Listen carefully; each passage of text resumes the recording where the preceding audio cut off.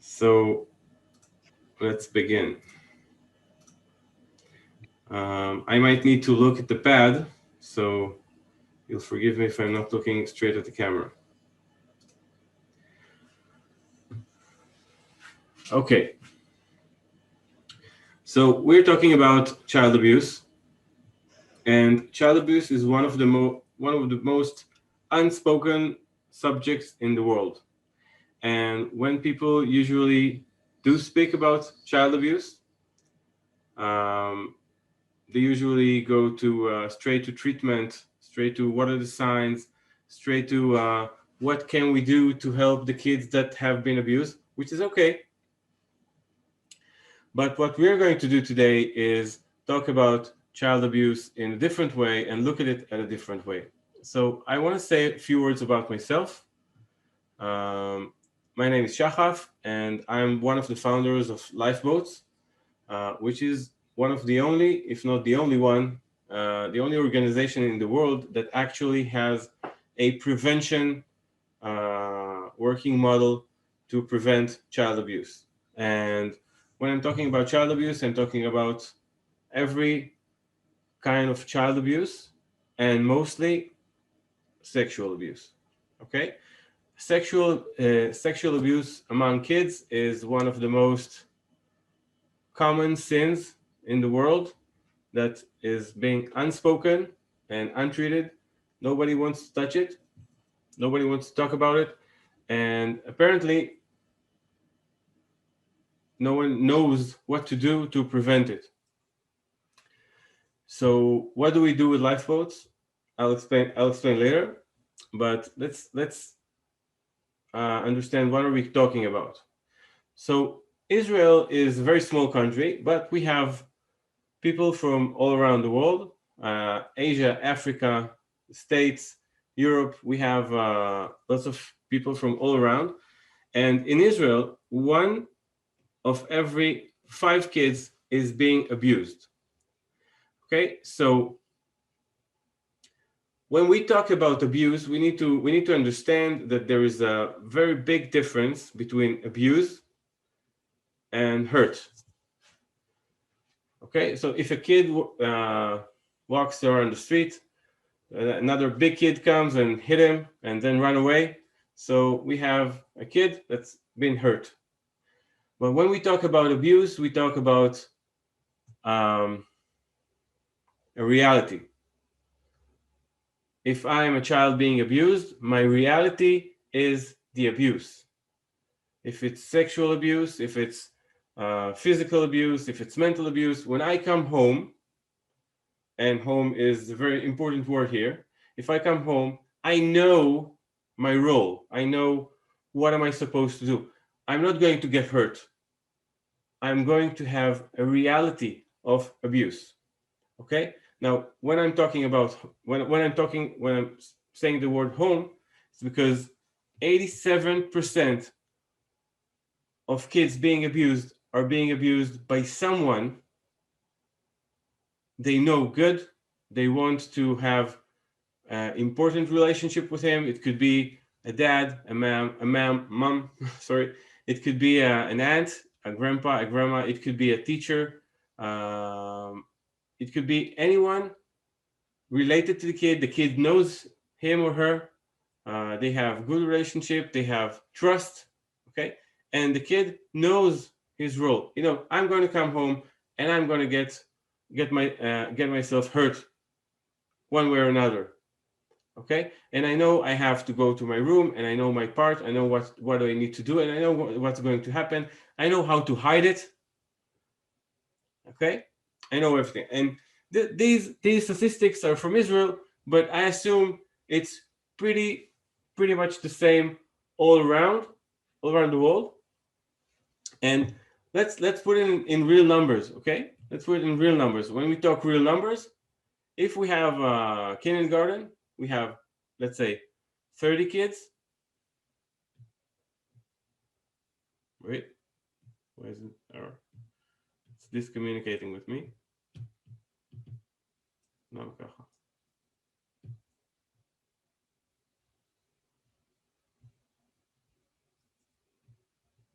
I Okay, just a second. If we have 30 kids, okay, in kindergarten, it means 6 out of 30 is being abused. Okay, if you know 30 kids around you, your your kids, your neighbors, your kids' friends, you know 30 kids, 6 out of these 30 is being abused.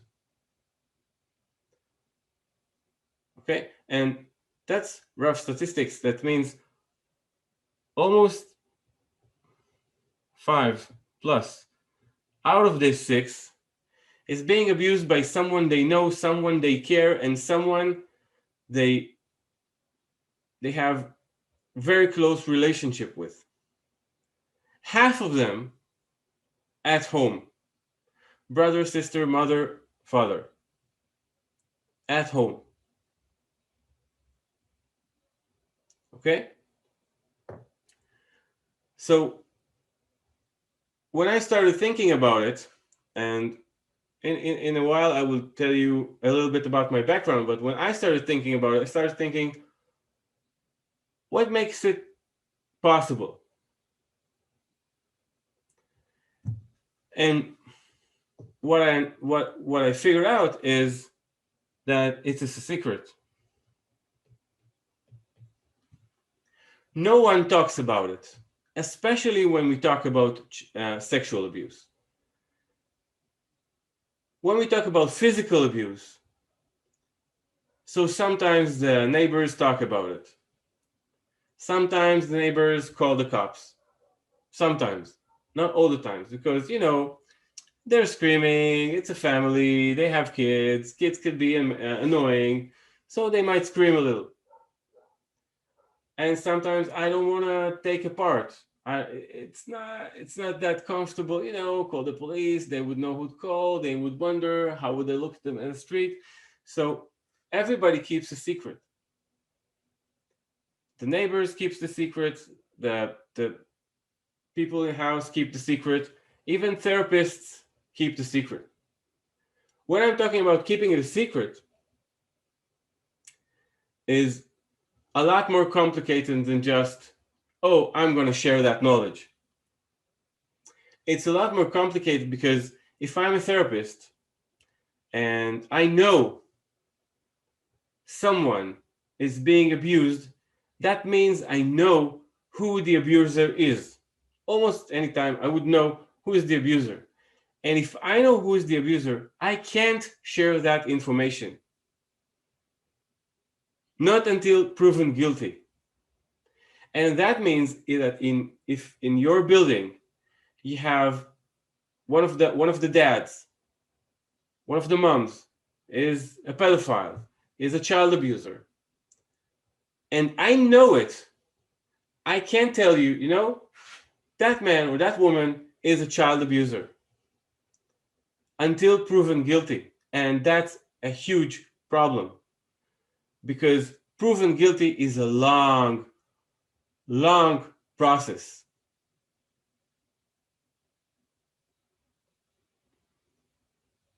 And that makes me a secret keeper as well. Okay, and it's very, very complicated. I'm not saying that I shouldn't keep that secret, but what I'm saying is very, very complicated. Okay, one of the things that makes this secret possible is one more thing is that as a parent, I know my kid is okay. Well, I don't really know, but I don't want to know. Okay, no, I want to know, but I know it's okay. No, my kids are safe. I know my kids are safe, because why would, oh, no, sorry.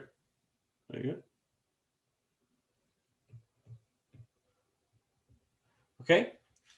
I know that when I put my kids with my dad, they're safe. I trust my dad. He's the greatest dad in the world. So I know they're okay. When I put them with their um, uncle or at school, I know it's okay.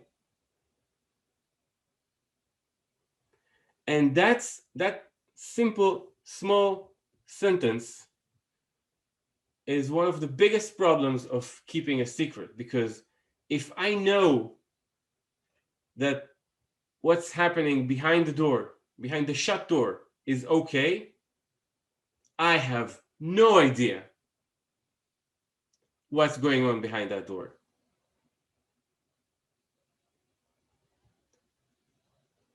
Okay? So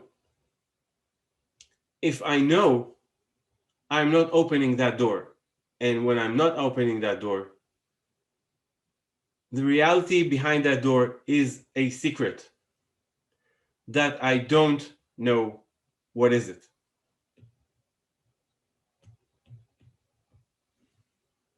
I have no idea. If the door is closed, if I know what's happening behind that door, I have no idea.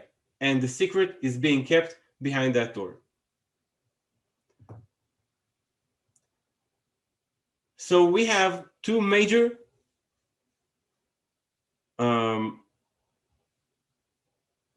I forgot the word, two major reasons for this secret to be kept. One is that everybody's being silent about it.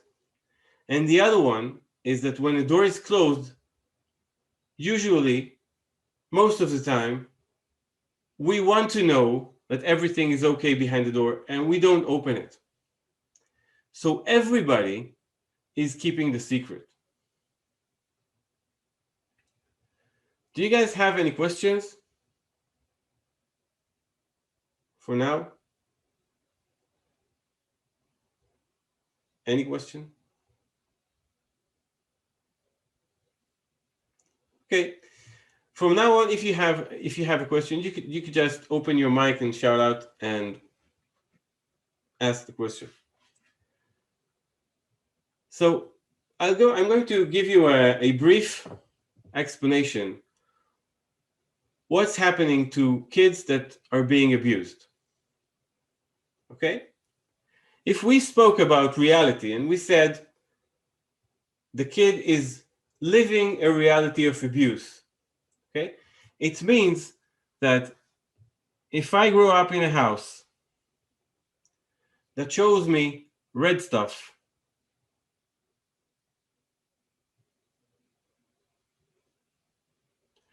so I would usually search for red stuff when I travel. If we talk silently at home, so I would usually feel more comfortable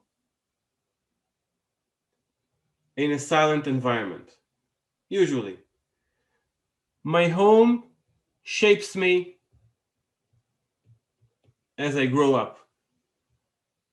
When I look at my parents, I look about how couples should act in front of kids, how couples should be parents, how couples should be a couple. Okay? So as a kid, as a kid, I learn and I absorb what I get, and it makes me grow to be who I am. So if I'm being loved and hugged and touched, so I would know love and hugs and touch. And if I am not, if my reality is abuse, okay? If my reality is abuse, so what I might know is abuse.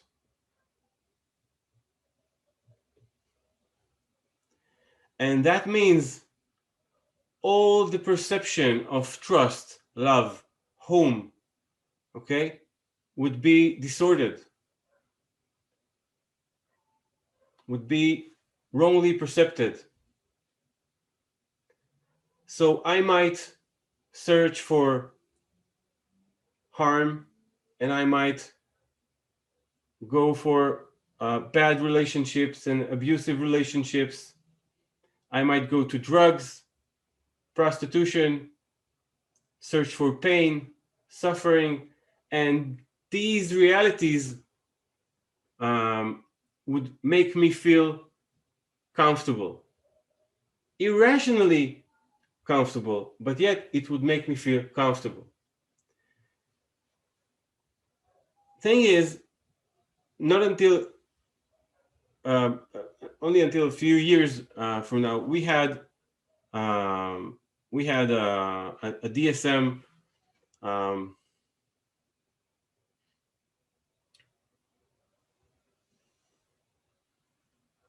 my English betrayed me. We had a term called PTSD. Okay, PTSD, post-traumatic stress disorder, was mostly related to trauma, emotional trauma. You were a soldier, you saw your friends got hit, you got hit by yourself, you lost a leg, you were in a car crash, something happened, you could suffer from PTSD. 10% would say you would suffer from PTSD. Most people would carry on with their life after they've been through some kind of process. So 90% would go on, and 10% would suffer from PTSD. Thing is, PTSD is from being hurt.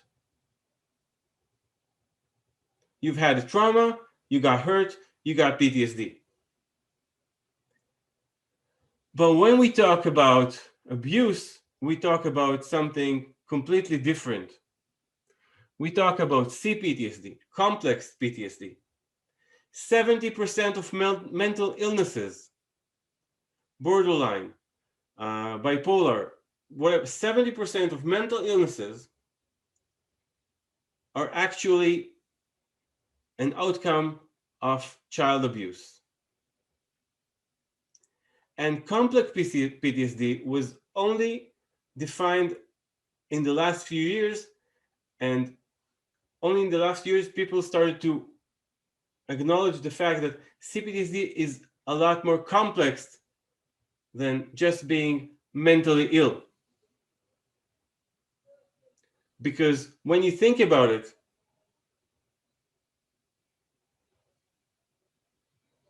split personality, bipolar, borderline, they're all sane ways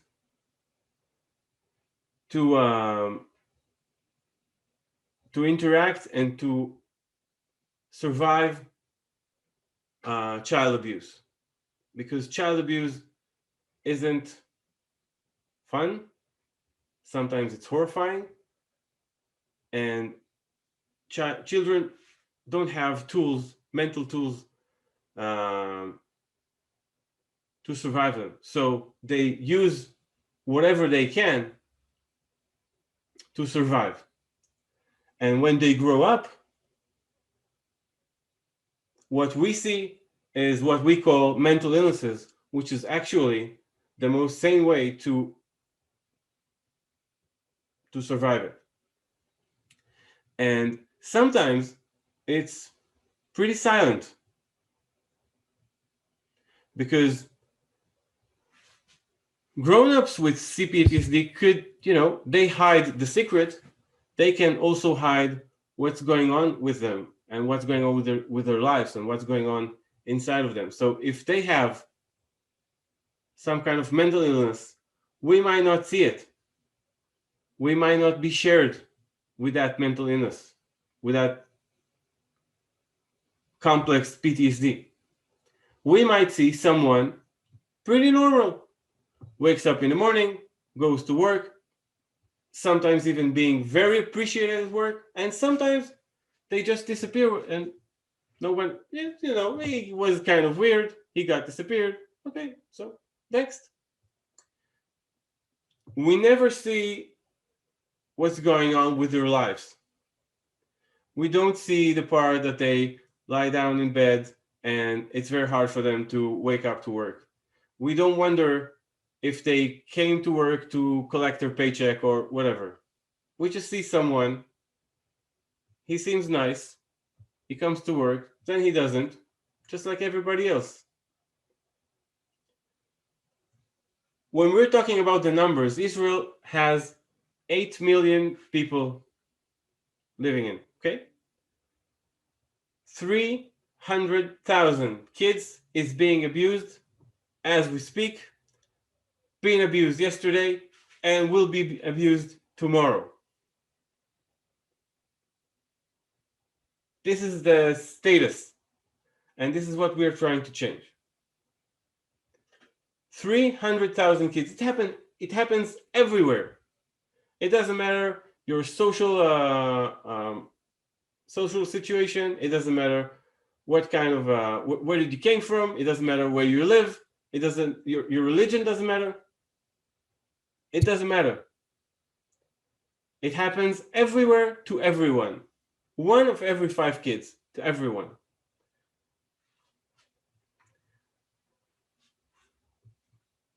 And most of the times, because we talked about the fact that CPTSD is very new to the psychiatric world, many times all these mental illnesses are being wrongly treated. And when we talk about if I get the wrong treatment, so I won't be rehabilitated. Okay. And so we have wrong treatment, and we also have a very, very hard and harsh procedure when we talk about the legal procedure. Because think about it. What happens to a kid that needs to testify against the dad in a trial? Or against his grandpa, grandma, his teacher, whatever. You know, I'm saying children, I say kid.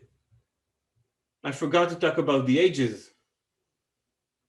When we are talking about the age, we're talking about the ages of 2 to 6.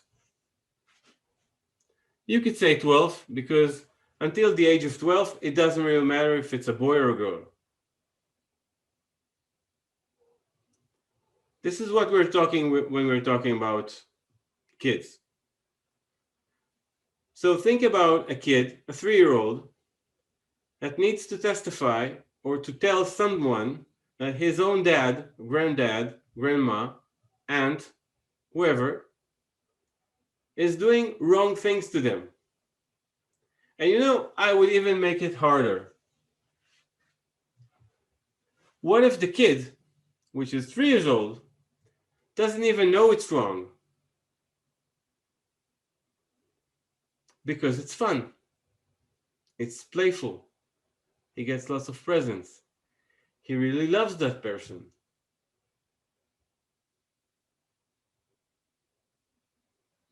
What then? Can he testify and say something bad is happening to me? I'm not sure. This kid could keep that secret for at least 10 years just to understand that something wrong happened. And then to be so ashamed and so embarrassed, so he would keep that secret another 30 years and would start healing only at the age of 30 or 40 or 50 or 80.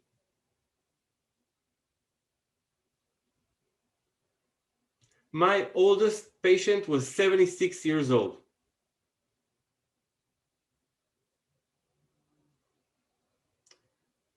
So I'm going to introduce myself a little bit more than I did in the beginning. So as I said, my name is Shachaf, and I'm one of the founding partners of Lifeboats. And I'm a school counselor and family therapist. And as a pro bono, what I do is I work with survivors. Survivors are people who survived, uh, usually what which what I'm working with is sexual abuse when they were kids, 2 to 6 years old.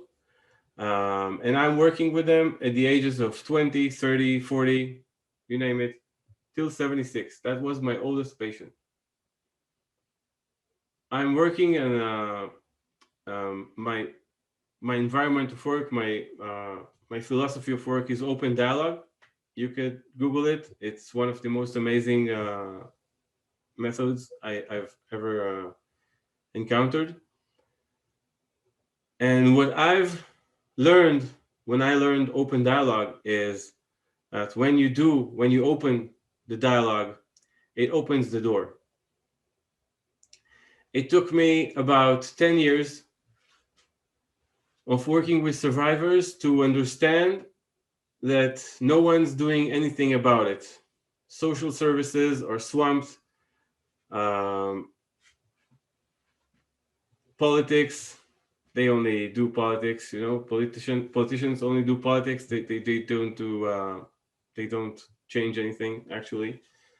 Maybe they're only doing more harm, but we're not going to get into that. So no one does anything about it, and it's horrible. And I'm working with these kids and with those grown-ups, and I'm saying, well, I can't just treat the problem. It needs to be stopped. I need to prevent that problem. This is a kind of job I don't want people to have. When you talk about rehabilitating from child abuse, it's going to cost a lot of money, because sometimes you need more than one session in a week. Sometimes you need 1, 2, 3 more. Sometimes you have very bad times and you need help. If it's very hard for you to keep a job, so you won't be able to pay for treatment. And between us, is a man or a woman that were abused are the ones that need to pay for it. It's not fair. So I started thinking, what can I do? How can I prevent child abuse? Along the way, I've met Esti, and we started doodling and charting and asking questions and building a social business that its only purpose is prevention. We're not treating the problem. We're not helping. Well, we do, but it's not the main. We do it in our own spare time. But lifeboats' purpose is prevention, and lifeboats does not give help to those who have been hurt. We know where to send them. We know who to point them to. But what we do is prevention. We have a working model that can be seeded anywhere in the world. It's super basic. You can act it and you can behave it anywhere. And where you seed it, it would grow with your community and would become a safe zone for kids from child abuse. Okay? And I want to point out a few of the things I said. The only purpose of lifeboats is prevention. And prevention is a lot more than just say, don't do it. Because when we talk about child abuse, we said we need to prevent the secret, we need to prevent the abuse, we need to prevent silent, we need to prevent people to say, I know everything is okay behind that door.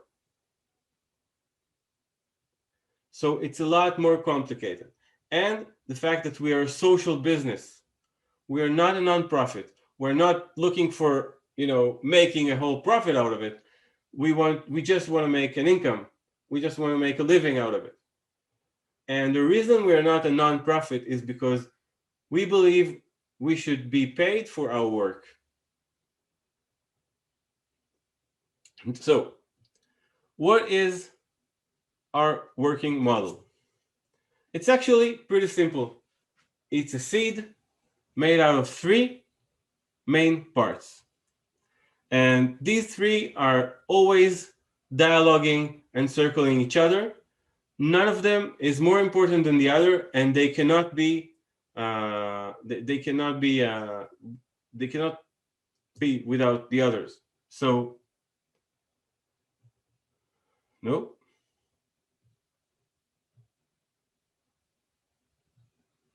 We're talking about 3 circles of protection.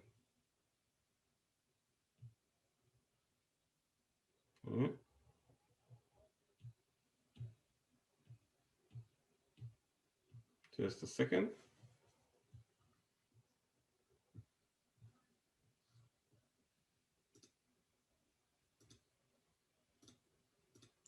So we're talking about 3 circles of protection. The first circle is presence.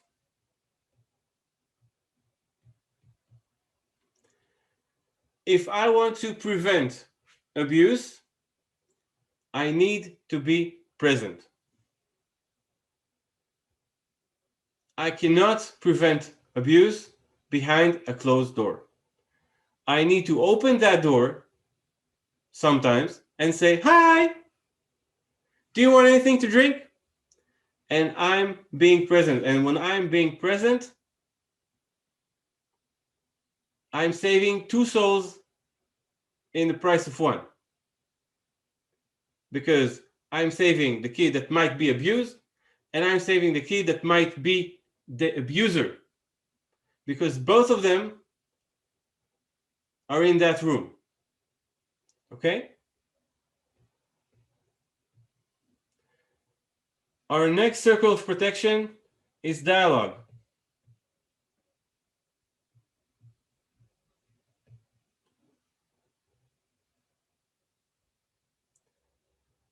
Because I could be present physically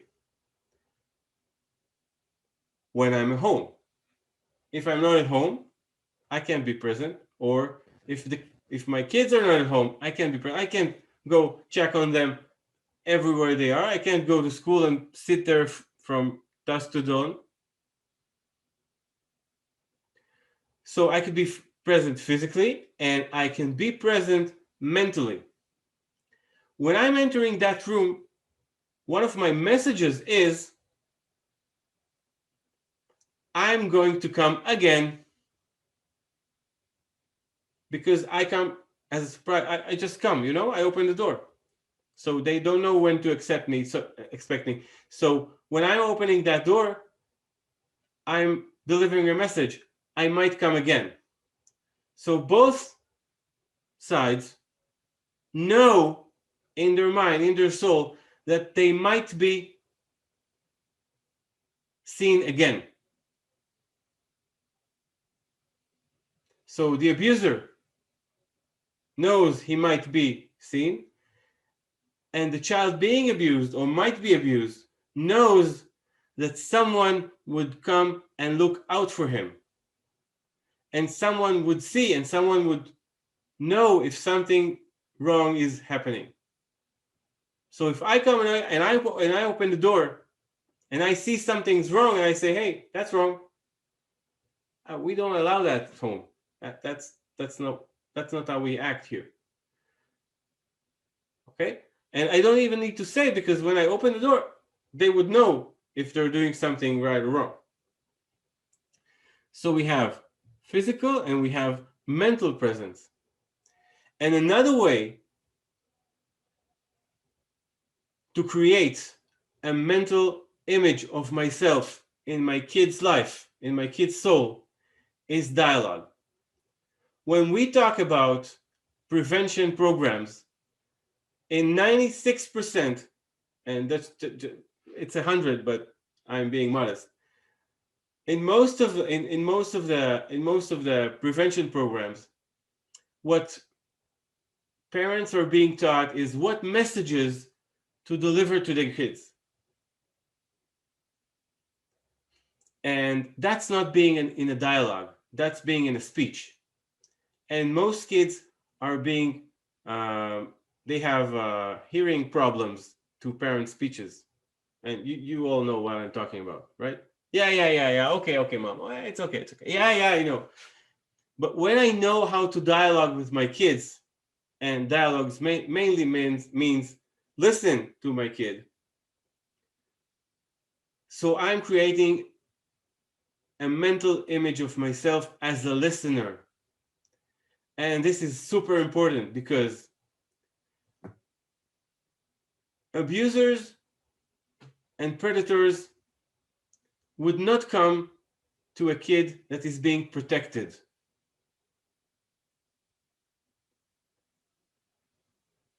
They would go to the unprotected, unwatched kid. And kid can be watched, as I said previously, physically. But they can also be watched mentally, because if a kid knows that his parents would listen, wouldn't freak out, they would listen and they would be with him, he knows it in his soul. So he's going outside the door more protected. And when a predator or an abuser is looking at that kid, they know this kid is being protected because this kid is radiating out, I'm being listened. I'm being watched. If I'm going to come home a little bit different than yesterday, my mom would ask, I can see something's wrong. And I would tell her, because we have dialogue. I'm not afraid of telling my mom that bad things happen to me.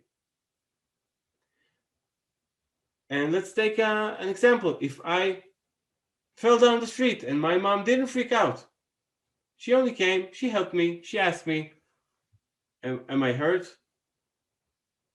Yeah, I said, yeah, it's hurt. And she helped me and she didn't freak out. So I know my mom is strong. And I know that no matter what I'm going to tell her, she's not going to freak out. She's going to be there for me. And I know it. And when I know it as a kid, I know my mom is going to be there for me, or my dad, whatever.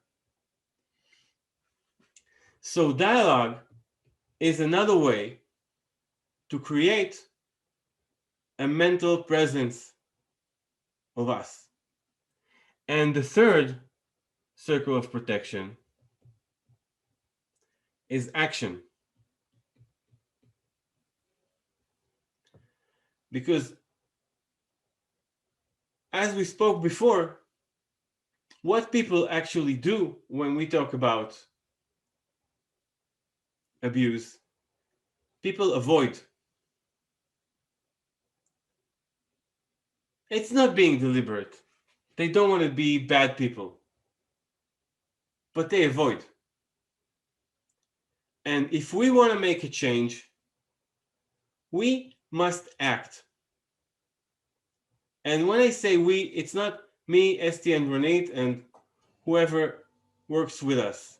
It means everyone, because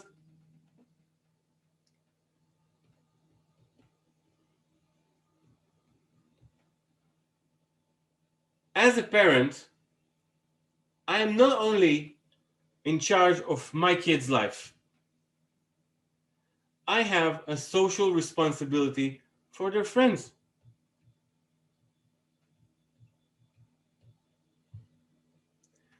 And maybe my kid is being protected, but my kid also have friends and they might not be protected. And when these kids come to my home and to my place, I could be that parent who is present, who has dialogue, that acts. I can act being present, I can act being in a dialogue. Being in a dialogue might mean to go to school and talk to the principal. say, hey, something's wrong in English classes. And it's hard because that principal might want to might want to avoid. And that's why it's not just my job or your job. It's everybody's responsibility to act, to be in dialogue, and to be present.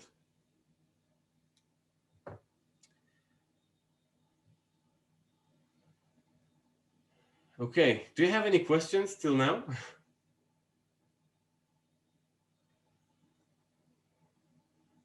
Silent.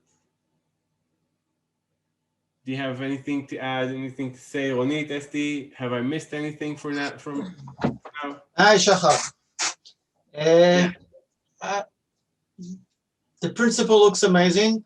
Can you give us some more practical examples, situation that you incurred that will help us to see how we can use this model? Yeah. I'm going to give you an example that from a story Ronit told me when I first told her about lifeboats a few years ago. I'm going to tell you about the slumber party. That's the right name, right, Ronit? A slumber party? Yeah. Yes. So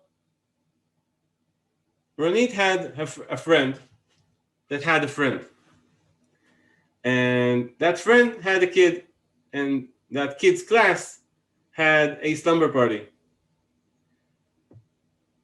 And when we talk about slumber party, we talk about, all kids come to one place and have fun, maybe see a movie, then go to sleep, eat some snacks before.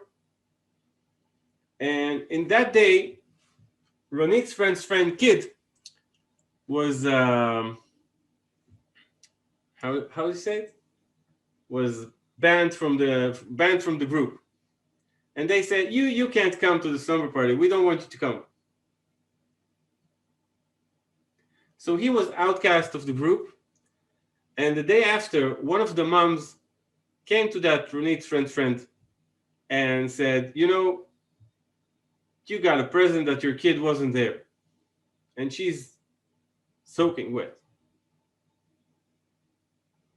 So what happened?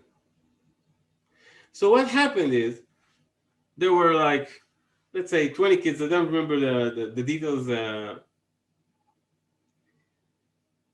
Let's say 20 kids, and somewhere around night, when everyone were asleep, a group of boys woke up.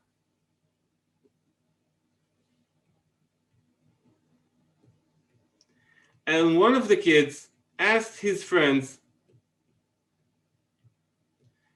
do you want to see what my uncle taught me? Cousin. Cousin. Right, not an uncle, a cousin. What my cousin taught me? And they said, yeah, sure. It's a cousin. Cousins are cool.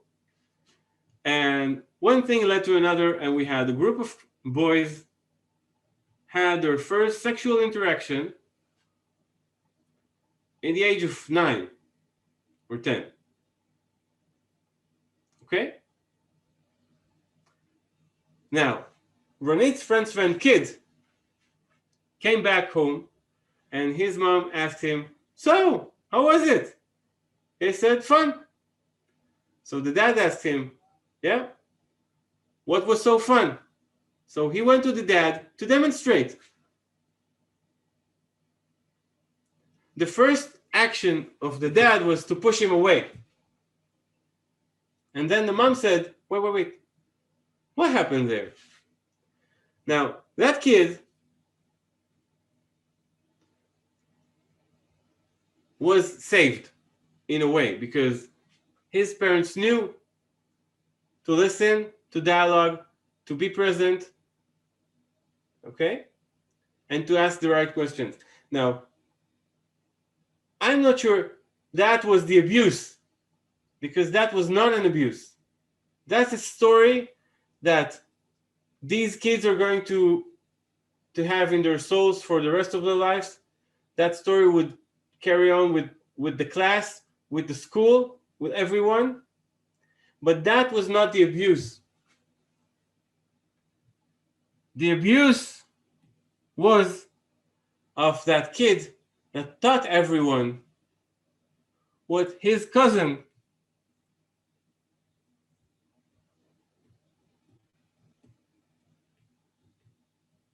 taught him.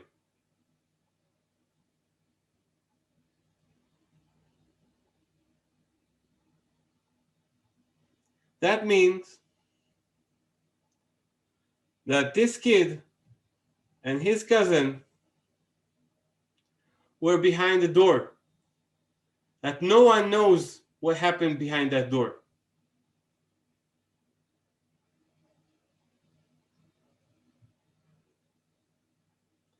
And that was the abuse. This is only secondary damage.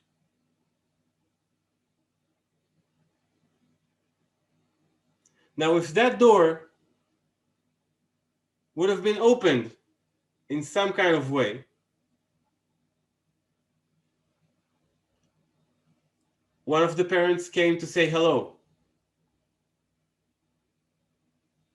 giving them treats, drinks, ask how they're doing. If that kid would have been listened to as he was by his friends when he told them what his cousin is doing, so it would be discovered a lot sooner. And if that kid would have been listened to before that, this cousin wouldn't choose that kid as his subject, because he would have known that this kid parents are listening to him, are opening the door, and he might have looked for someone else.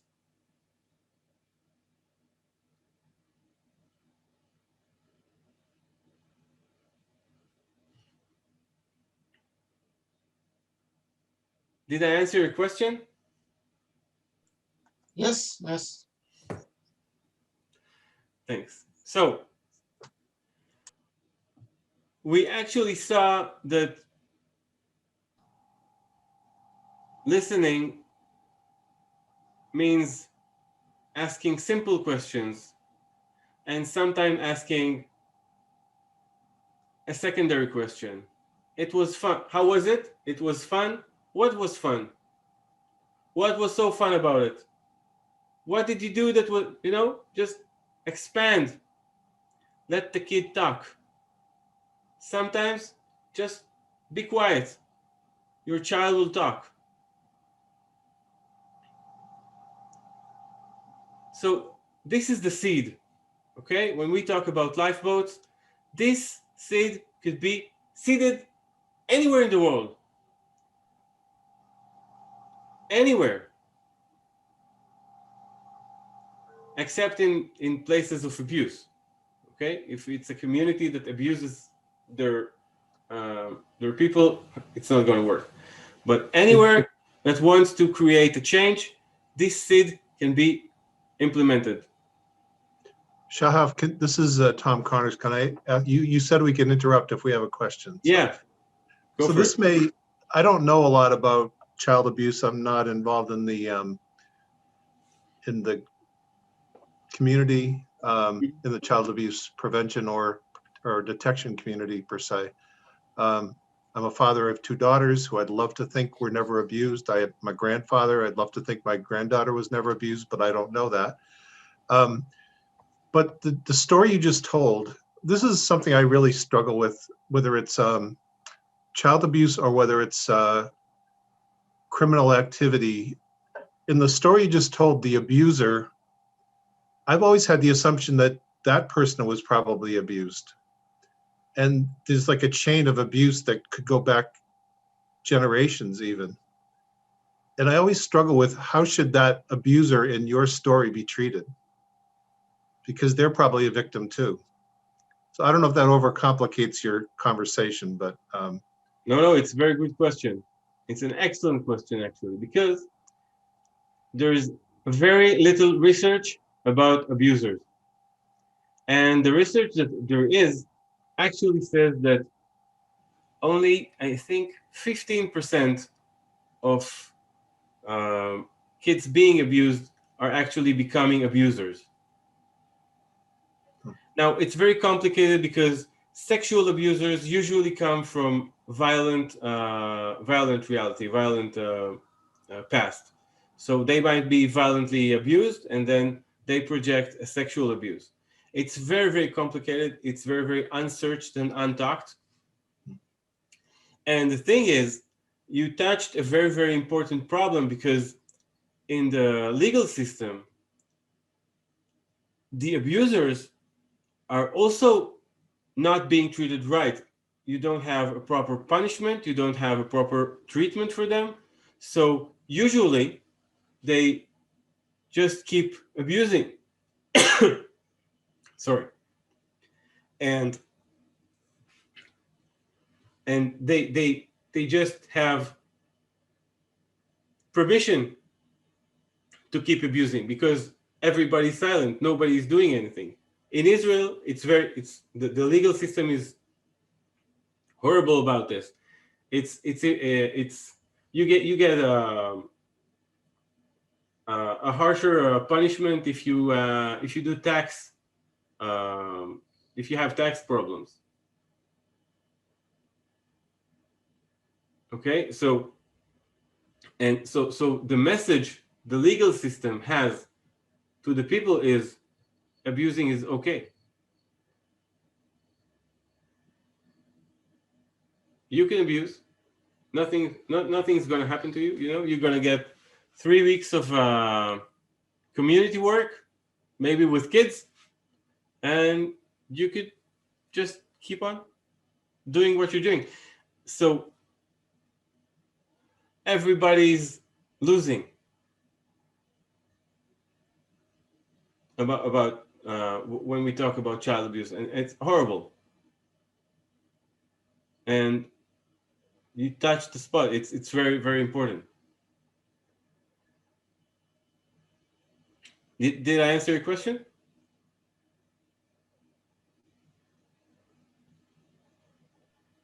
I think you answered as well as it can be answered. That really there isn't a lot of good work being done to how to treat the person that's doing the abuse. Yeah, no, there should be a work be done. It has to be a part of the system. But Yeah. but again, when you talk about the abuser, it's only after. Right. Because he already abused. And when you talk about our model of our behavioral model, you could even prevent that kid from being the abuser. Because when you open the door, if that kid is doing something wrong, he might start being an abuser without even knowing. You know, it's a brother. He's 13. He's 13 years old. He has a little sister, and he wants to, understand. And then he might understand that he did something wrong, and nobody's talking about it. So maybe he could keep doing it. Because when you don't set boundaries to kids, they just keep doing it, and an abuser might grow up. And if someone would just open the door, you might see a kid playing with his little sister and doing something that might be off, and you say, "Hey, this is off limits," and you stop the chain. Because that kid would know that he could come to his mom and say, I have funny things in my body lately. What am I supposed to do? You said I can't do it with my sister. What am I supposed to do it? So maybe we should get a book. Maybe we should talk about it. Maybe you should talk to your dad about it. Now we can start dialoguing. What do you feel? What's happening to you? What do you want to do with it? What can we do without? What's okay? What's less? What's not? So when we talk about prevention, we talk about pre the acts of abuse. So it's not foolproof. We would always have abusers, and we would always have bad people, and bad people would do bad things. But if we can shrink the problem, we might save a few kids. Well, One, it seems like a lot of it comes down to communication. A lot of it comes down to courage, because mhm, courage comes down to being willing to question and challenge people of authority and people that have power. Because mhm, I mean, we have a case right now right in my local area where I don't. This isn't a comment about the Catholic Church, but there was a Catholic orphanage where years and years of abuse took place and nobody ever questioned it. And I think that's happening all over the world. It has all nothing over to the do world. with a particular religion or a particular culture or a particular race. Exactly, It's a problem with people of power taking advantage of people that are not of power. exactly, exactly. It's about communication. It's about acting, and sometimes, in order to act, you need to have courage. And it's interesting that you chose the word courage, because it means we're afraid to talk about it, because it might be wrong. We might be looked at differently. We might be offended by the abuser. We might be at risk. So we need courage. And that means that even though there is only one abuser in the whole community, the whole community is afraid of one person. The whole community needs to have courage to talk about it. Shahab, Yeah? sorry, can you hear me okay? Yeah, I can hear you fine. Yeah. Could you say a little bit? Because I mean, I'm absolutely not an expert on abuse, but what I often hear is that children are threatened, right? That if they say something, they are going to be hurt even more. So, how would you help a child like that? I mean, how would you prevent that from happening? Because even it also happens that the parents of the the child might not believe them, and and then it just keeps going, and and then that parent feels really bad when they find out that the child was actually telling the truth. So I'm sorry if I'm bringing up something No, no, that no, it's okay. mm, When we talk about being threatened, so how can I threat a kid? I can say your mom would kill you, would throw you out of the house, would kill us both. You're doing something wrong. You're a bad boy.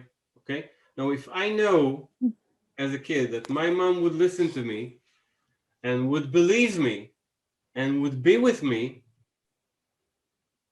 so these threats are has less power over me. mm, And even more, if I know all these things, if I feel my mom's presence or my dad's presence, the abuser might not even try me out, because I would project it outside. mhm, I would project outside, I'm being listened to. I'm not afraid to right. talk to my mom. I'm talking to my mom about anything, even about my morning erection. I'm not embarrassed. Mm. You know, I'm talking about, and she explained it. She said it's okay. She said it's normal. Mm. Even though it hurt, she said I would, you know, it's gonna be okay. And after a while, it did. It did. And she gave me a book, Right. and I read the book, and I could ask questions. So I can talk to my mom about anything. As a girl, I can talk to my dad about tampons, about sex, about how kids are being born. Even though I'm very little, I can ask anything and they answer. They're not embarrassed. They're not they don't freak out. So I can talk, you know, I can ask questions. I can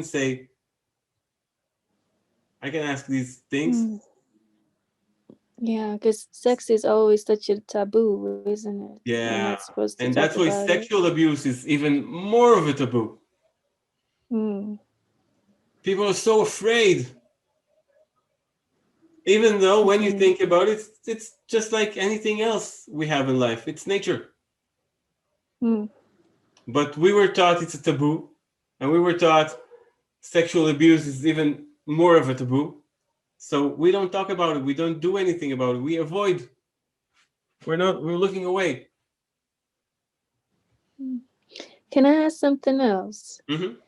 And this is probably playing a little bit of, I don't know if they call it devil's advocate, but does it happen that children actually lie and they're not telling the truth? Does that ever, yeah? No? What do you think?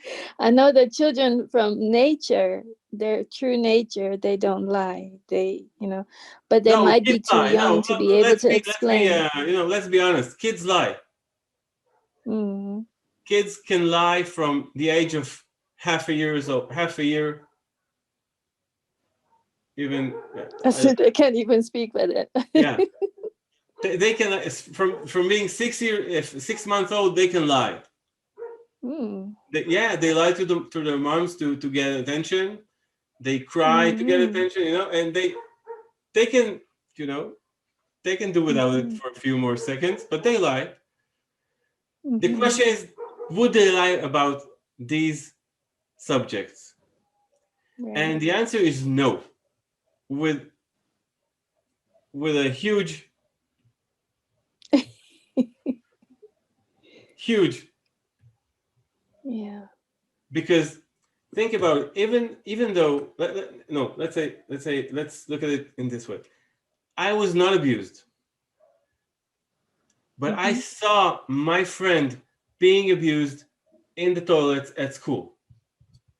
And that experience had an impact on me. Mm. Now I'm going to come to my mom and I'm going to say, that teacher hurt me. That's not a lie.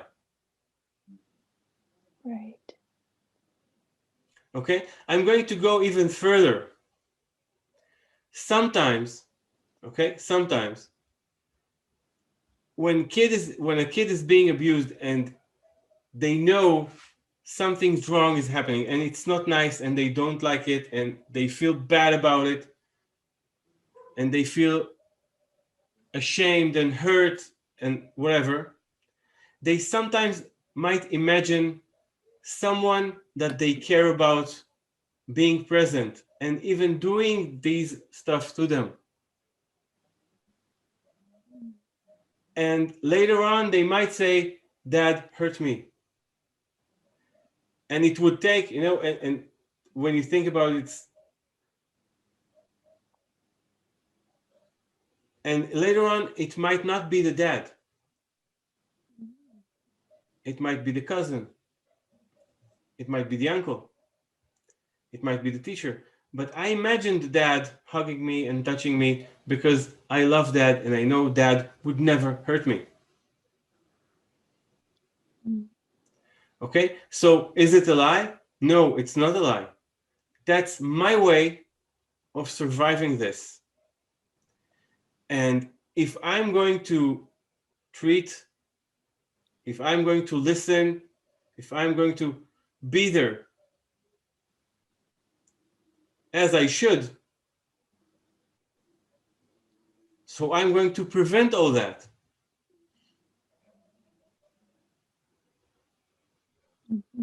Because if I'm going to listen to this kid that tells me only a fraction of the truth, and I'm going to keep listening, not jumping into conclusions, not just keep listening to the kid.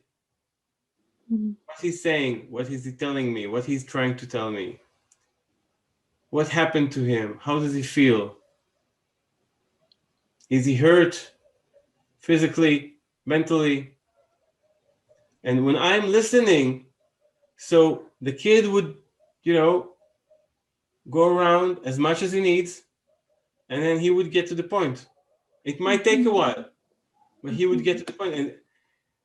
And if I'm in a dialogue with the kid, and the kid would know that he can talk to someone, it would be even easier for him to share the truth. Okay? Yeah. So Shahab, one last question. Sorry. Yeah, it's okay. This is why we're here. Have you done any research to see that this actually works? Because it sounds great. It sounds, like a very good model, but I'm not trying to put you on the spot or anything. I'm No, that's just okay. wondering because I would love for it to work. I'm going to, all of the greatest and most important researchers in the world made their research on their kids, their first research. Freud and Winnicott and all these great names. And I haven't done any research on my kids, not exactly actually, but one of my kids is 14 years old, and she's amazing. And one time she told me she met another kid about her age on the web, on one of the social networks, geek social networks called Wattpad. It's a social network that kids that likes to write and kids that likes to read. So she met a friend and she talked to that friend. And through that friend, she met another friend who is 20-something years old. And they started talking. And she shared that with me. I started talking with him. He's 22 years old. He seems like a nice guy. Really? What's so nice about him? Okay. He said, he's funny. He's taking care of my friend. He's like a big brother to her. But he sent me a hug once. And they said, oh no, that's just for laughs. So I told her, I don't think 22 years person needs to send a hug to a 14-year-old kid. So she said, yeah, it was kind of, but he said it was, and I said, that's kind of a pedophile act. It's not, it doesn't feel right. He might be a nice person. I have no idea. I don't know this guy, but that's how pedophiles work. And so she kept communicating with her friend, and without that dude around. And after a few weeks, her friend told her that she was sexually harassed on the web, and that he told her to do stuff, which she did because she's a kid and she wanted to, please and to be a nice, So when I look around on the kids that around me, I'm trying to do my best. Now, if you'll ask me if my kid is safe, I would never tell you yes. I would tell you I sure hope she is. Okay? I hope. I really, really hope. And I'm here to do whatever it takes. And we have talks about almost anything, and I try to listen, even sometimes it's very hard. When, when she tells me what happened in her TV series, and she speaks, she could, the chapter took an hour, and the detailed explanation might take an hour and a half. Okay, and I'm there to listen, no matter what. Mm, Okay, yeah. and she knows Yes. I'm going to listen to her. Mm, Sometimes it takes a while for her to share that information. And mm, when we talk about kids that like 2 to 6 years old, sometimes it might take a month for them to share something. They need to process it. Sometimes it might take half a year. But when they know that we are there for them and that we're going to listen, it's going to change. Another thing is that I'm working with these survivors and I know what was missed. mm, I know the door was closed, meaning if the mhm, door was open, it wouldn't have happened. mhm, I don't have a time machine, but I know that kids are being abused as we speak. mm. And we could use that information as a time machine and open the door. Yeah. Okay? Thank you, Now, Shahad. Thank you. you're welcome. I want to continue and share with you how are we going to do it when we talk about community. What are the work stages that we have? And I want to start in the end, in the dream. Okay, I want you to imagine that every kindergarten and every playground has a grandma. That's not my idea, actually. It's there was an African psychiatrist that taught grandmas to help women in post birth depression, if that's the correct term. And so I got inspired and said, "Hey, we could teach grandmas to be present."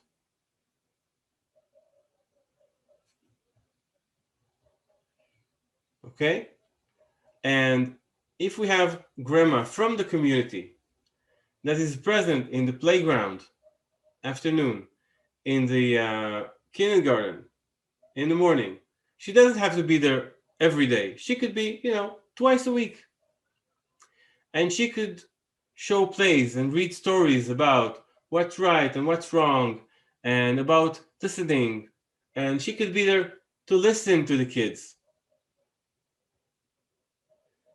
to listen on the playground, to listen to the kids, to look at the kids, to listen to the parents. I have a problem. I think something's off in English classes in school, and I have no idea who to turn to.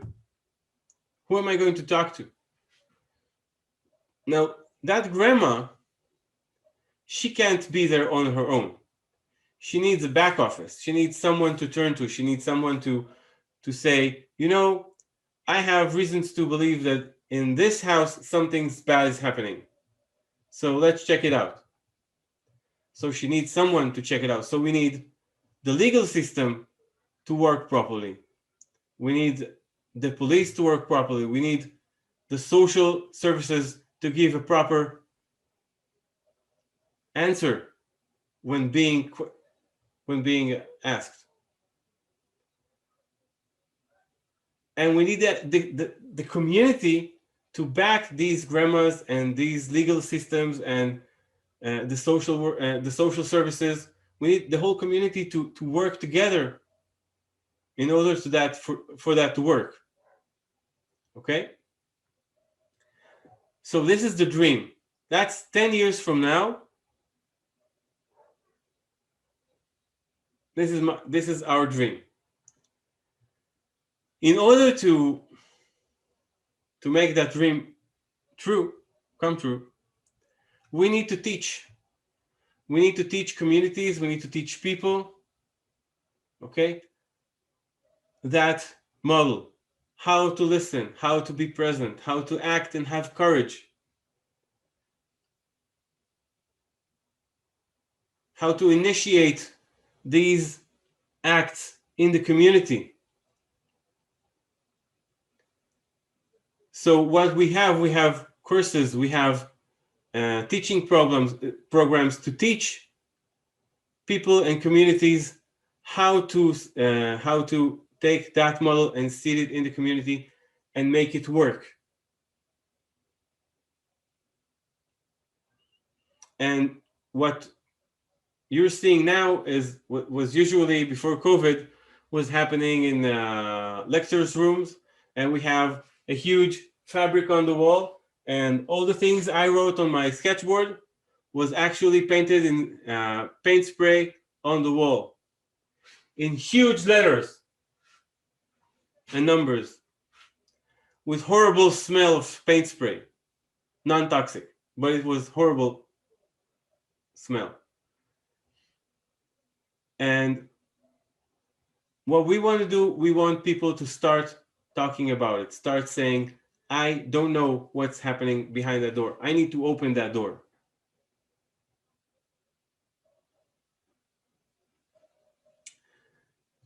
And what we're doing in order to teach, so we have that talk, that we talk about it, we spread the word, and we have 2 courses, one of them that talks about all the behavioral model and how to implement it in a community. We have a course that teaches how to give, how to assist in a crisis. And we have small workshops for parents and people from the community to practice this working model. We also have a Facebook group that people can come and ask questions and debate and dialogue about things. And that's just about it, I think.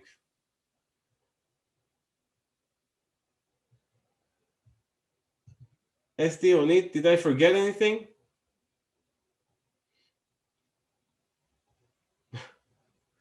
Okay, so do you have any questions? Anything at all? Shahab, this is Tracy. I don't have, sorry, I'm not on camera, but that's okay. I'm I don't just have a going to question. flip my computer so I can. I don't have a question, but I just appreciate the attention that you've brought to communication, because I think, the important thing, like you had said, was to teach children that there's nothing shameful. They're not doing anything shameful that they shouldn't be talking about.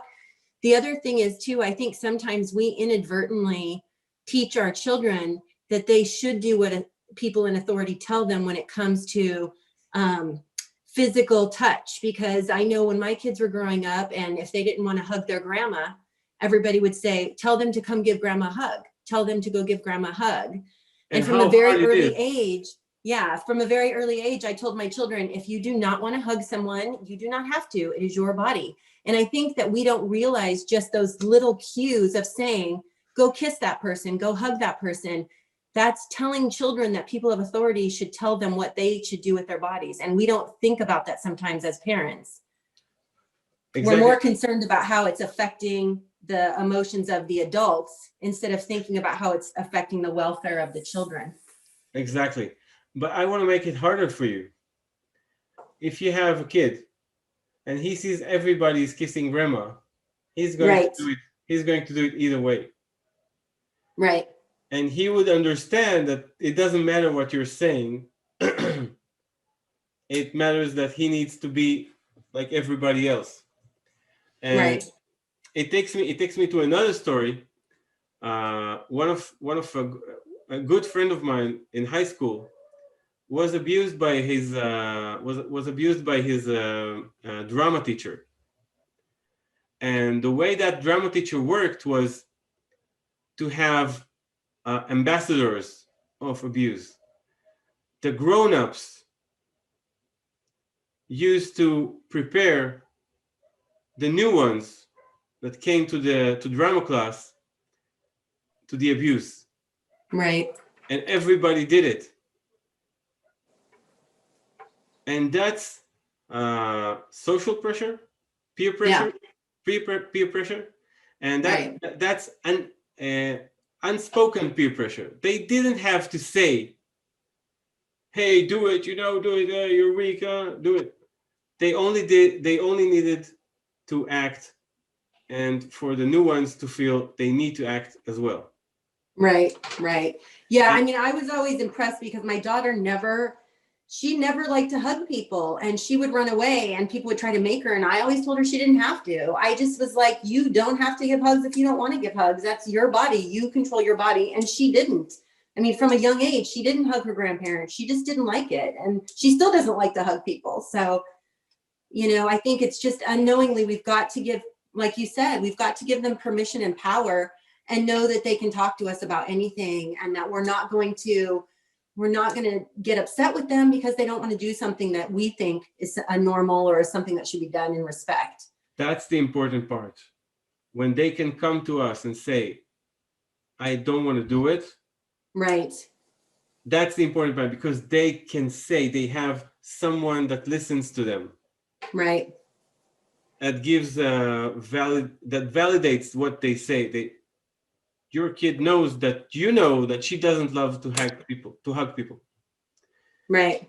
Okay, and the reason why we are doing this talk is because what we want to do, we want to reach out for whoever out there that wants to make a change, and maybe you could take that to your community and say, "Hey, let's do something about it. Exactly. Let's share Yeah. that knowledge," because me, I'm one person. With Esti, we're two. We have Neil. He's our business partner. We're three. We can't change the world alone. Right. We need people in the communities to start their change in their community. Yeah. Shahav, this is Tom Connors again. Your conversation, I had to jump away for 10, 15 minutes, so I don't know if you mentioned this, but another opportunity to try to prevent abuse, and I don't know how to do this, but I mean, I had mentioned before there are church communities where abuse has taken place. There's also been a long history of abuse in scouting organizations like Boy Scouts or Girl Scouts. Everywhere. And there, I mean, I think the Boy Scouts have had to file bankruptcy because of all the lawsuits, and maybe at least the Boy Scouts of America.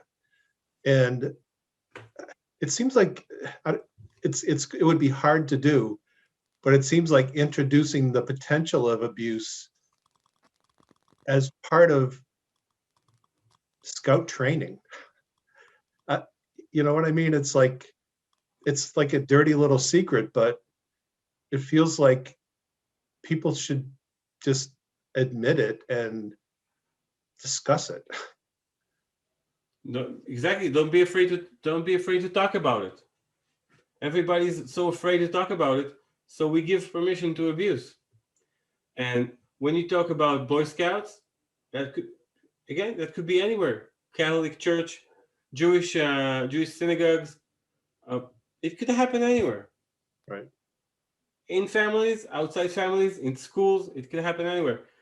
We need to talk about it. Like Mimi said, sexual subjects are so tabooed.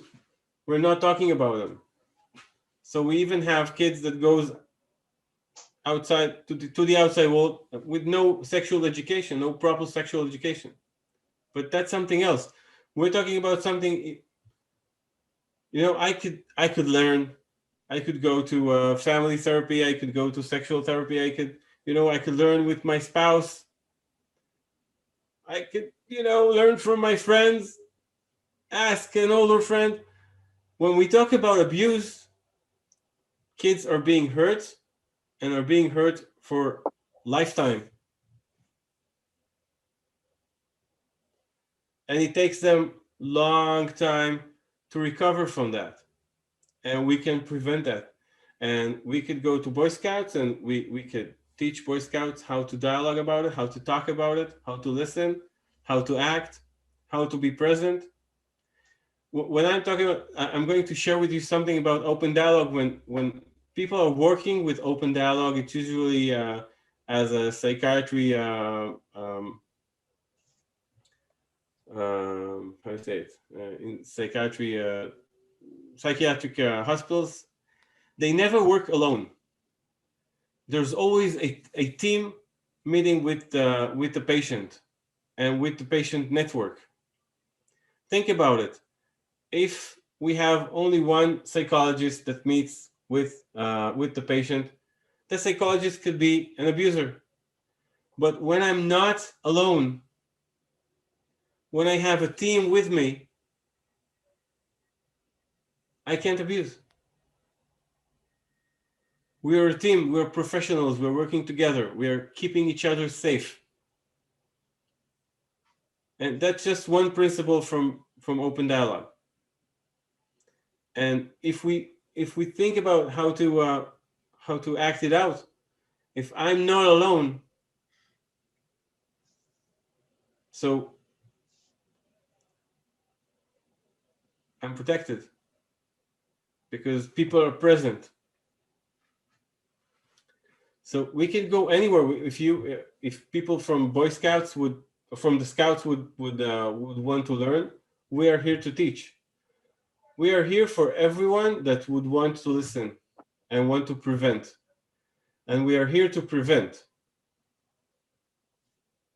It seems like your message should be part of sex education, whether it's in high schools or whatever. Again, if you talked about this while I was away, I apologize. No, that's okay. It seems like whether it's a high school sex education class or whatever, the possibility of abuse and the difference between a healthy sexual life and an abusive sexual life seems like that should be a fairly major topic. When you talk about schools and prevention programs, that's a different subject that can be addressed. And it's even a bigger problem because schools usually give it like an hour or two, sometimes a week. And it's never something that you could say, oh, that was meaningful. I've learned to be a better man in sexual education. And it usually gives the basics of something. And the rest must be learned by themselves. They must learn by themselves. And I agree that eventually it would come to sexual education. But long before we reach to sexual education, we need to educate the community, because if the teacher doesn't know how to teach and has taboos, okay, over that subject, they won't be able to teach properly. And another thing that Esti just mentioned, just pointed out to me to clarify that it's not the kid's responsibility.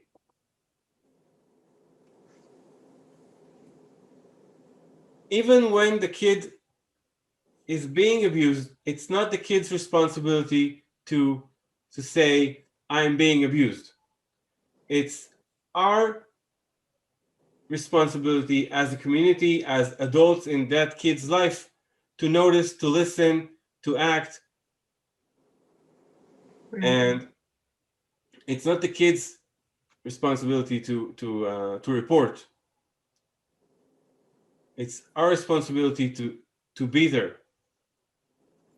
Can I add one more thing? Yeah. Tom, to what you said, I also think we're talking at the age of 2 to 6. Forget sexual lessons. Yep. We're talking about little babies. You got to get there a lot before high school. Yeah. Preschool body awareness. Yeah. And Yes. and when we are talking about preschool, we have to talk about the parents and the preschool the preschool teacher. Mhm. They have teachers and staff. They have to act, to behave safe and keep the children safe, and to dialogue about it and to talk about it. And that's why my dream was the grandmas, because when you talk about preschool, you have 40 kids, and the teacher needs to teach them and to take care of them and to run after them. And when you have a grandma, that's her job. This is her only responsibility, to listen, to look at the kids, to see the kids. It could be in minor stuff, my brother's bugging me about, and he always turns off the TV, and yeah, okay. That would be listened to exactly like everything else. And those kids would know that this grandma would listen about anything. Right. Okay? Yeah, I think that's one of the big problems in the US too, is like you were saying, like subjects are so taboo here. I mean, we constantly every year have parents fighting any type of like sexual education, body awareness education. People say it's not the school's job, it's my job. But then the problem is the same parents that say that are the same parents who don't teach it. So it's such an uphill battle sometimes here to get people to be open to having these dialogues and these conversations. And I think, like you were saying, it starts with the parents. Like schools need to start by having these discussions with parents and bring the awareness of how prevalent abuse is, and how that this type of education helps your children. It helps empower them against this abuse, so that the parents start to understand that we're not trying to teach your kids to go out and have sex. We're trying to teach your kids the awareness of their own body and their own power, and how to handle difficult situations, and how to talk to you about it. And even more, when you talk about the parents, we need to remember that these parents weren't taught how to listen, Right. how Right. to have a talk about these taboos. So we have Right. to teach them, we have to teach them from the beginning that it's not that a taboo. You can Right. talk about it, you should talk about it, you should know how to listen about it, you shouldn't freak out. I remember how so many parents I know, and even me, when I think back 14 years ago, when my kid started touching herself when she was 2 years old, Right. maybe even how in the beginning I was so embarrassed, I didn't know what to do about it. Wait, what? Okay, what am I going to do about it? Right. I needed to rethink about it. Is it okay? How am I going to address it? She's 2 years old. It's natural. Right. What am I going to say? How am I going to say it? How am I going to listen to her about it? Well, So and when you think about it too, like it sounds like a weird comparison, but I always think about like adopting an animal. When you go to a shelter to adopt an animal, they make you have to take classes, you have to check to see if you're a good fit for the well-being. When you have a child, someone just hands them to you and says, good luck. Like there's not, I feel like we really need to start getting back to helping parents, like from the very beginning, having classes, having sessions, coming into the home, things that will help them, because they don't, we don't know. People don't know unless you're educated in it. You don't know. So I think this is a great program you're doing. thank you so much.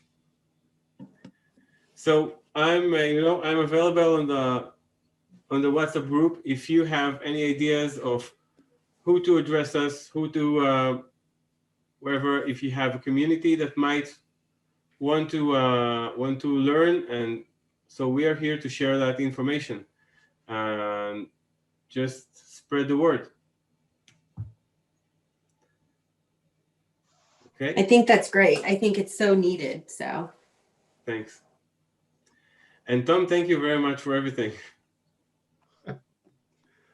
It's you've got a really good system going. I think I agree with Tracy. It's needed.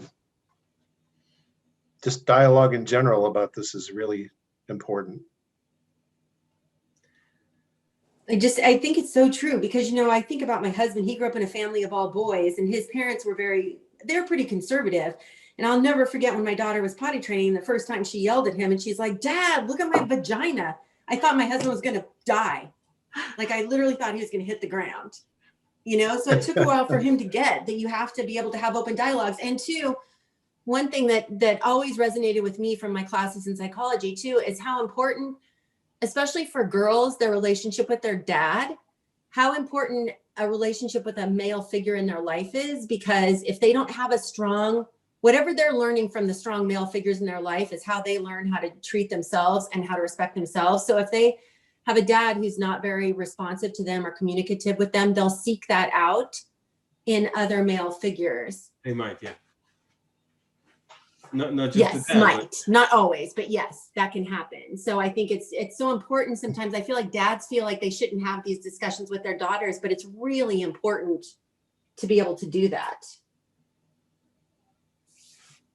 I'd also add and say that if we're talking about a situation that you have with a child and you're uncomfortable, many of us will run away, but we won't come back to the child and apologize and say, "I wasn't ready for that. Sorry."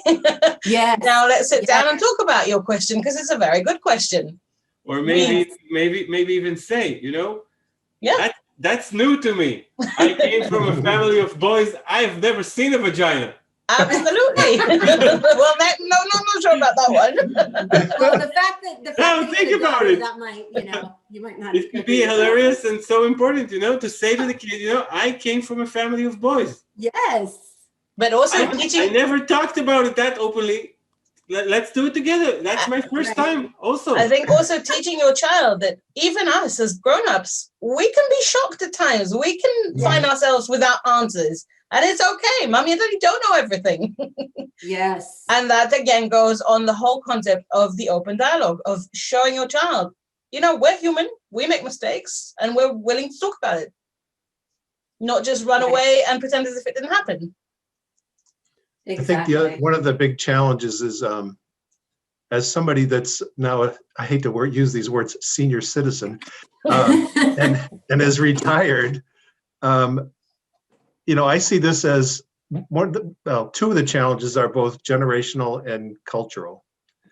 I was raised in I would say a conservative Catholic family, although they became much less conservative over time. But I went to Catholic schools. I was taught by nuns. And sex was not something that was discussed. And I think as time has gone by, generations are more comfortable talking about sex or sexual orientation or, topics that just weren't discussed 40 years ago. So it's an adjustment for people that maybe grew up in the 50s and 60s, maybe more than people that grew up in the 70s and 80s. I'm working with. I'm also working with kids, and that's an interesting say because, first, I think you're right in a way. Thing is, we have a gap of education because the kids today that are going to talk about their sexual identity and whatever, no one teaches them how to do it. So when we talk about abuse and we talk about taboos, when we talk about avoidance, so we need to teach people how to do it. We need to be there. We need to listen to them, because these kids today doesn't have anyone, any adult listening to them, and I don't think they learn how to listen. And working with their kids, they're going to need to know how to listen. Not just say, yeah, talk about your sexual identity. No, let's talk about it. I don't remember who was it. Yeah, I do remember, but I heard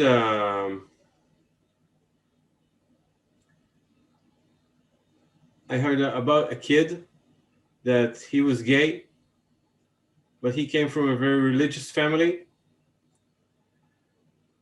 and he wanted to go to a transformation treatment. That's a religious, some kind of a psychology process that would help you become straight. Now, it's not humane, it's not, but this kid wanted to be normal, and his surrounding and his community said, "But you're not normal. You're gay. Just be gay." And but this kid said, "But I don't want to be gay," because in his family, to be gay was wrong. So we need to teach them how to listen, and I think that it's even more than talking about sex. And that's also something Esty just wrote to me, and I just want to read it properly. Yeah. It's not just about talking about sex. It's about listening and being present. And when you listen, we listen to everything, because abuse is not always about sex. You could end up in a financial abuse relationship that has nothing to do with sex, Mhm. but you're going through financial violence,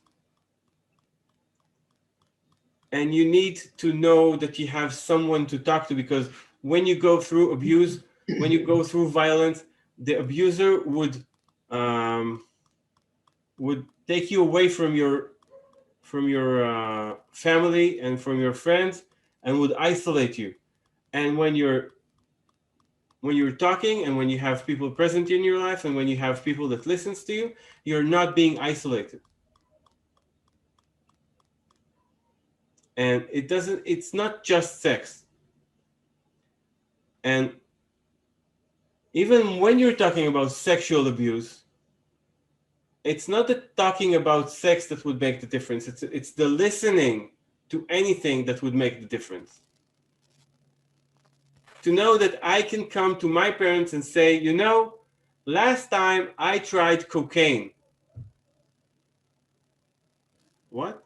What do you mean you tried? You're 13. How did you try? No, someone gave me a sip from his bottle. Cocaine? Maybe alcohol? Maybe, let's talk about it. And I'm not freaking out. No, cocaine, you're 13 years old. Well, that's it. Your life is ruined. You're dead. That's it. You're dead. No, okay. Let's talk about it. What do you mean?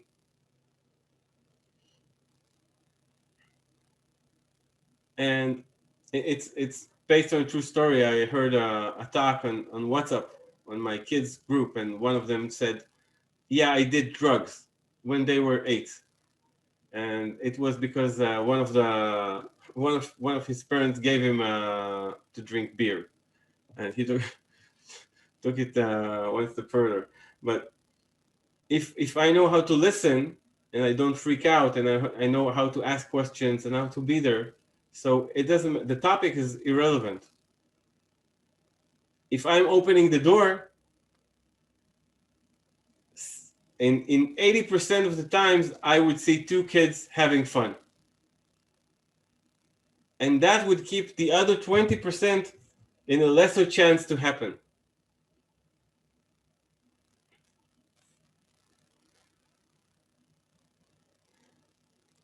That's it.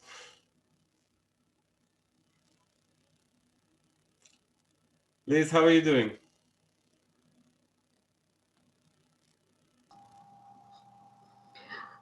As all of you know, I am a survivor of extreme abuse, mostly sexual abuse as a child and into my adult life.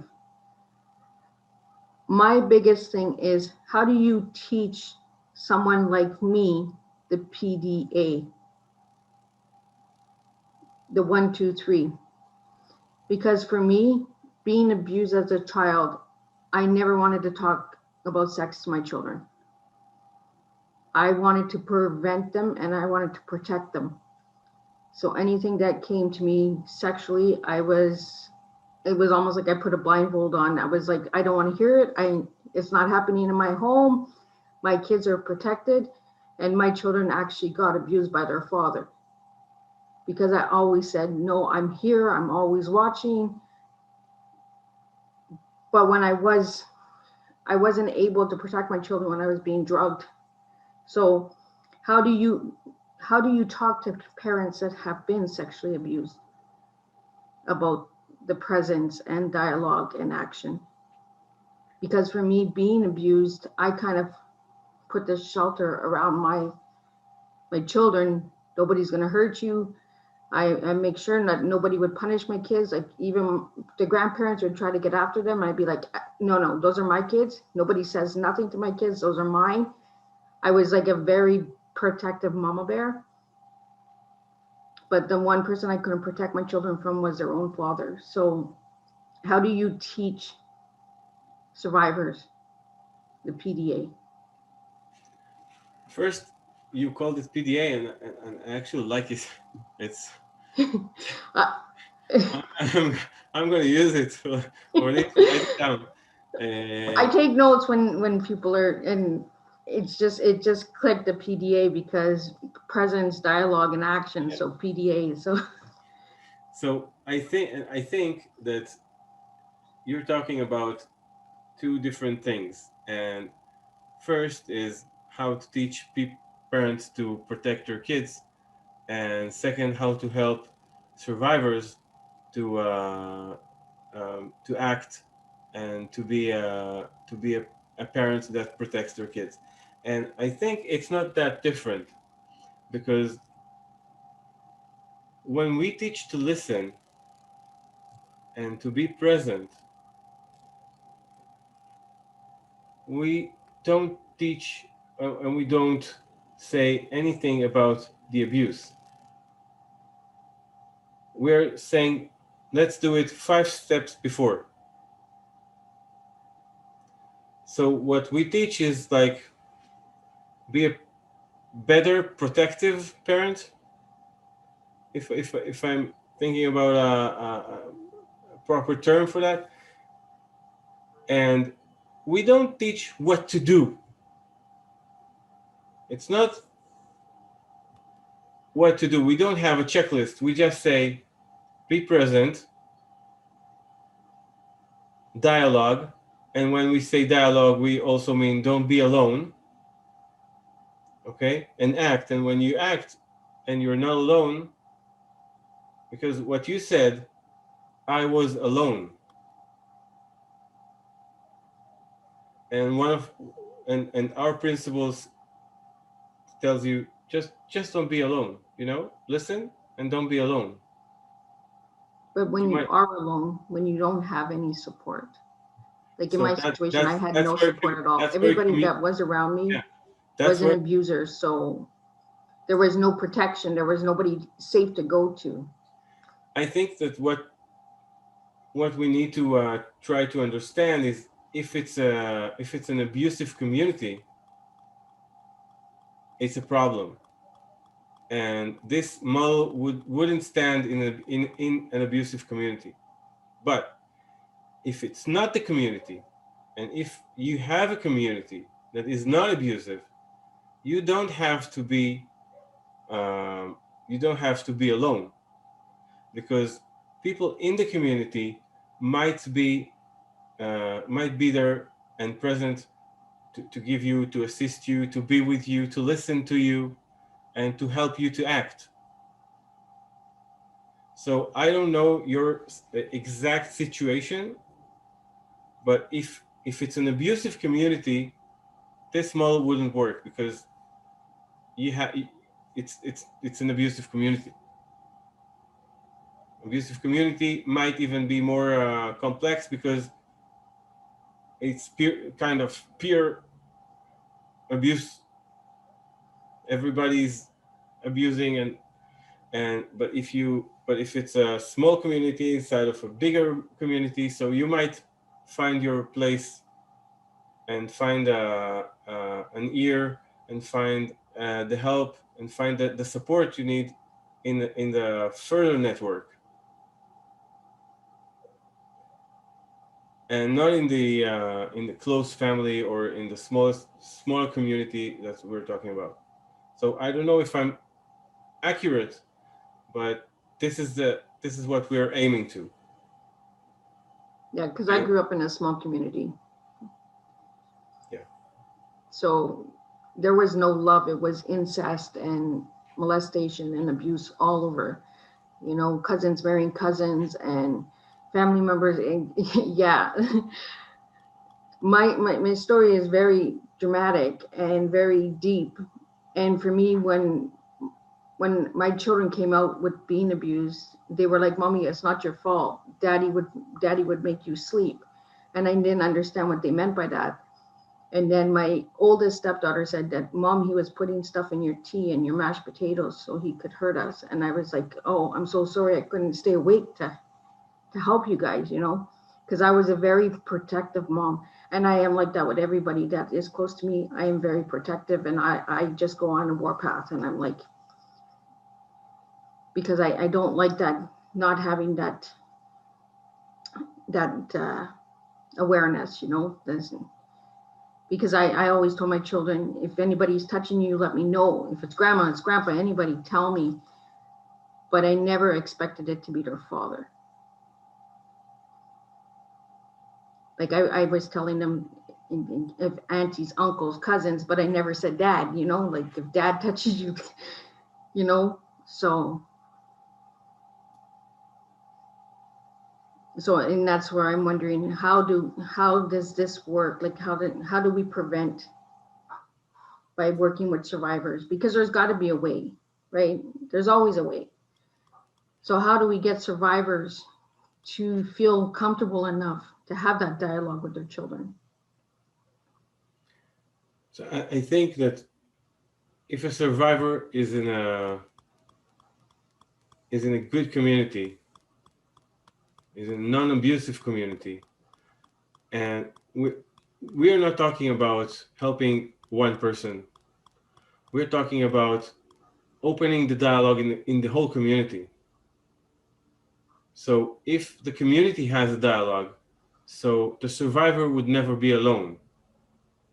It might not be comfortable. It might be super painful. It might be confusing, but the survivor won't be alone. So the survivor wouldn't have to notice on her own,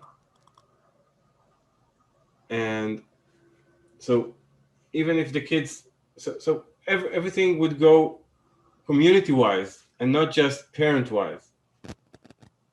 So it won't be just projected to one parent about the other parent. It would subject to the preschool teacher or to that grandma, and the dialogue would become community dialogue. So everybody would talk about it. Everybody would do something about it. Everybody would take responsibility. It won't become just one person responsibility, because it's not one person responsibility. And you don't need to be a survivor to miss something that happens at your house. It could happen anywhere, to anyone. People that abuse, they use manipulations, they use tricks, so they could fool anyone. You don't have to be I think it comes back to what Tom said, like when Tom asked the first question about abusers. It is a cycle, because my ex-husband was abused as a child. And so he was one of those 14% that do re-offend, because it's 14% of abusers that re-offend, right? And he was an abused child. So how do we prevent the cycle to continue? Because I always worry about that with my son. Will my son be a reoffender because he was abused? Will my daughter be like these things run through my mind will they abuse their children because this is what they were given? You know, as a mom who has been abused and who has seen abuse in my children, I always have that fear of, does the cycle continue, right? And that's why for me, I remove myself from everyone. I remove myself from family, and it's been 15 years. I don't have anybody around me because I don't just want that. I don't want it anymore.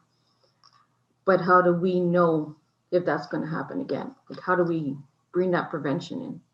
We don't. And that's the thing. If I say this would work, I missed something. If I want something to really work, I have to be able to say, I have no idea. I don't know if he would become an abuser or not.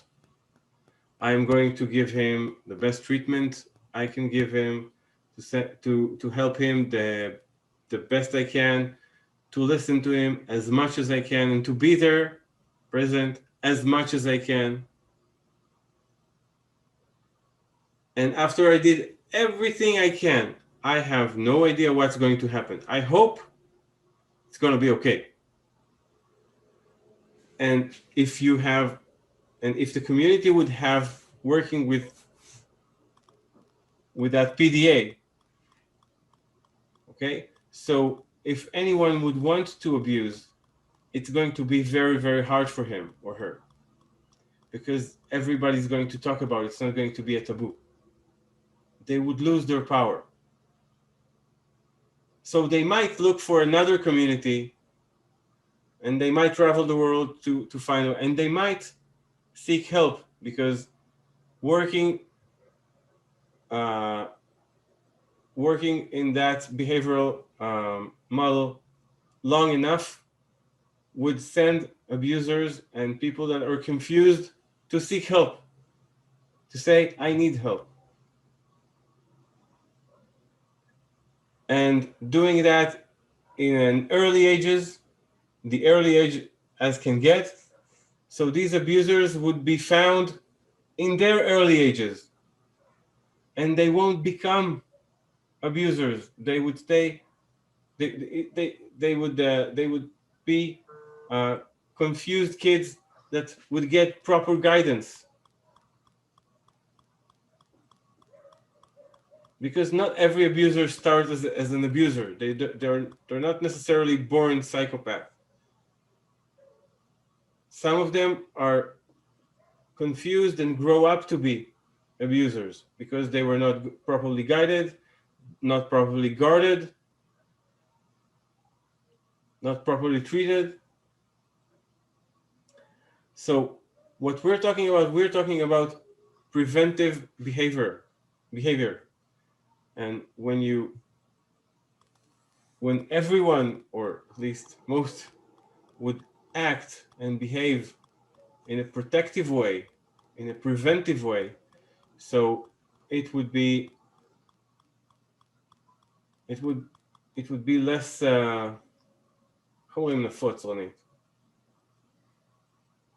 Shahaf, so this is Tom. I have to tell you, when I first saw your schedule for the session, I said, how is this going to go 2 hours? And it's gone 2 hours and it's flown by. And I think the dialogue has been really important and engaging, and I've learned a lot. And it's got me thinking about how I might change my behavior or the way I communicate with my daughters and my granddaughter or whoever. And but I did want to say I need to move on. I need to step out. So I just wanted to thank you very much. This has been really helpful. It's been educational. Based on your ceiling, it looks like you and I are in the same house in 2 different rooms. No, it depends. It depends on which room I'm sitting on. But sometimes I'm in different houses, so it's. Yeah. But thank you very much. I learned a lot, and I'll be thinking about communities where I could introduce this to and connect you. Thank you very much. Thank you all for the opportunity. I think it gave us the proper place to spread the word, and it was very important to us. Thank you so much. Enjoy your weekend. Thank you, you all.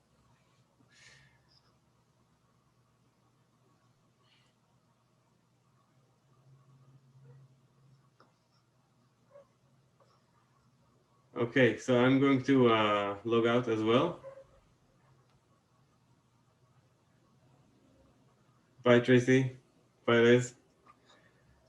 Bye, everybody. Thank you. Bye-bye. Bye.